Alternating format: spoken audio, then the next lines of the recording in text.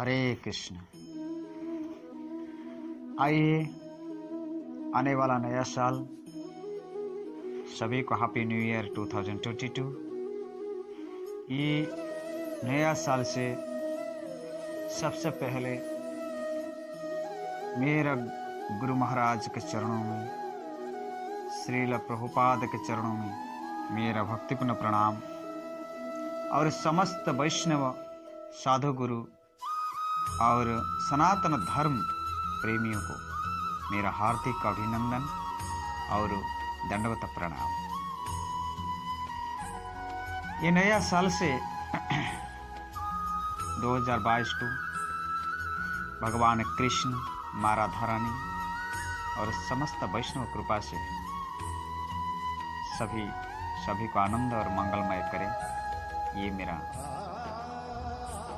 श्री राधा माधव के चरणों में प्रार्थना और श्रील प्रभुपाद और भगवान कृष्ण, श्रील प्रभुपाद, समस्त वैष्णव कृपा मिल जाए।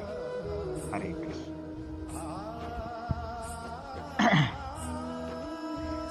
आज यह अध्याय से हम पढ़ेंगे कि भक्त प्रहलाद का कथा, जो कि परम ज्ञानी हम किसको बोल सकते हैं? परम ज्ञानी कौन है? श्रीमद् भागवतम से परम ज्ञानी का उल्लेख हुआ है। परम ज्ञानी कौन हो सकता है? सप्तम स्कंद से श्रीमद् भागवतम से कहा गया है कि मनुष्य का एकमात्र कर्तव्य है कि वो भगवान श्री कृष्ण के शरण में जाए और भगवान श्री कृष्ण की सेवा करे, क्योंकि वो दास है और कभी भी स्वामी का स्वतंत्र पद प्राप्त नहीं कर सकता। मनुष्य स्वामी का पद स्वामी की दया से ही प्राप्त करे, दया से ही प्राप्त कर सकता है, स्वतंत्र रूप से नहीं। जब तक कोई इस दर्शन को समझ नहीं लेता, तब तक वो मूढ़ बन रहता है। वो भी बुद्धिमान नहीं होता। कोई भी जीव हो, जब तक कोई इस दर्शन को समझ नहीं पाता, तो तब तक वो मूढ़ बन के रहता है।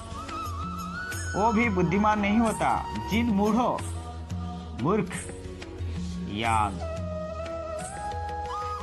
गौधों में बुद्धि नहीं होता, वो भगवान की शरण में कभी भी नहीं जा सकते। भगवान की कथा को सुनने के लिए वो जिज्ञासा नहीं करते। गीता, भागवतम, सनातन धर्म का पुस्तक को पढ़ने के लिए इच्छुक नहीं होता, अभिलाषा नहीं, रुचि जागृत नहीं होता, क्योंकि मन में दूसरा माया का जो प्रलोभन है, वो माया उनके अंदर में, उसका मन में बैठ जाता है। उसके मन में जो माया बैठ के जो माया डायरेक्शन करता है, तो माया का अंडर में वो मन चलता है। जब मन माया का अंडर में चलते हैं, वो गीता, भागवतम, धर्म कभी भी नहीं सुनने के लिए इच्छुक नहीं होते, जिज्ञासा नहीं करते कि मैं भागवत सुनूं, कि भगवान का कथा सुनूं और भगवान का नाम जप करूं, क्या कीर्तन करूं, कुछ भी नहीं होता। जब माया का अंडर में रहता है जीव, तो वही जीव को मूढ़ उसको बोलते हैं। ऐसी भक्ति वेदांत श्रील प्रभुपाद कहते हैं, भगवान का कथा, भगवान का कथा को कौन जीव जिज्ञासा नहीं करते। कोई अच्छा कथा, अच्छा बुरा कथा भी विचार करने वाला केवल मनुष्य है, परंतु पशु के पास नहीं। पशु कभी भी वो भगवान का कथा नहीं सुनते। पशु कभी भी भगवान का कथा को सुनने के लिए, पढ़ने के लिए, जप यज्ञ करने के लिए कभी भी इच्छा नहीं होता। वो पशु है, क्योंकि पशु का कॉन्शियसनेस, पशु का जो चेतनशील मनुष्य से नीचे है। तो ये वो पशु, जो मनुष्य पशु तरह काम करेगा, पशु तरह रह जाएगा, तो क्या उनका मन कभी जिज्ञासा करेगा, सुनने के लिए अभिलाष करेगा, इच्छा करेगा कि मैं थोड़ा भगवत गीता भागवत सुनूं और गाऊं? कुछ भी नहीं। जीव की अधीन अवस्था समझाने में लाखों जन्म लग जाते हैं, लाखों जन्म लग जाते हैं। किंतु जब कोई वास्तव में ज्ञानी हो जाता है तो वो भगवान की शरण में क्या करते चल जाता है, तो वह भगवान की शरण में चल जाता है। भगवत गीता में भगवान श्री कृष्ण अर्जुन को ये बात बोलते हैं, क्या कहते हैं? बहुनां जन्मनं मनते है ज्ञानमानं मां प्रपद्यन्ते है वासुदेव सर्वमेति वासुदेव सर्वमेति स महात्मा सुदुर्लभ। जो जीव वास्तव में ज्ञानी होता है वो अनेक जन्म जन्मांतर के बाद मुझे, भगवान कृष्ण कहते हैं, मुझे समस्त कारणों का कारण समझकर मेरी शरण में आते हैं। भगवान कृष्ण कहते हैं, हे अर्जुन, जो जीव, जो मनुष्य वास्तव में ज्ञानी होता है वो अनेक जन्म के होने के बाद, लाखों जन्म होने के बाद, 84 लाख जीव जोनि है ये धरती पे, लाखों जन्म होने के बाद मुझे समस्त कारणों का कारण समझकर मेरी शरण में आता है। ऐसे ही महात्मा अत्यंत दुर्लभ है, ऐसे ही महात्मा अत्यंत दुर्लभ। प्रहलाद महाराज भागवत में 7वें स्कंद भागवत में से कहते हैं,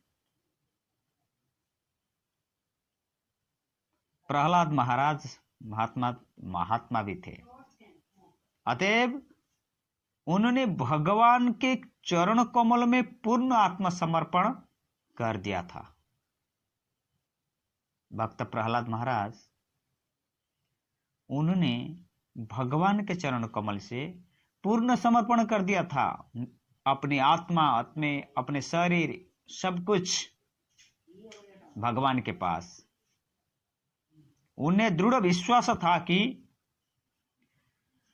उनके कृष्ण समस्त परिस्थितियां जो आता है मेरे सामने, जितना परिस्थितियां आते हैं, तब उनका दृढ़ विश्वास था कि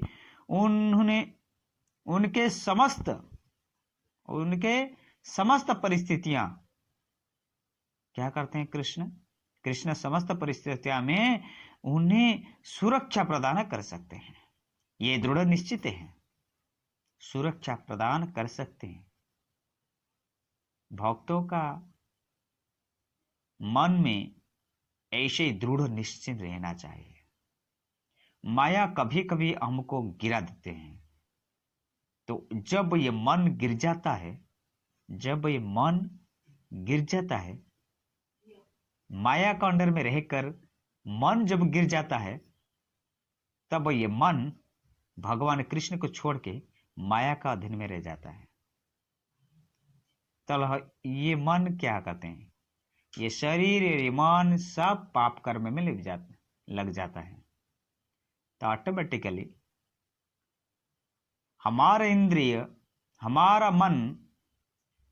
मन और हमारा इंद्रिय किसके सेवा में रहते हैं, ये प्रैक्टिकली हमेशा रहना चाहिए, जो कि हर दिन एवरी डे हमारा मन किसका सेवा में रहता है, ये प्रैक्टिकल रहना चाहिए। मेरा मन मैं भगवान के सेवा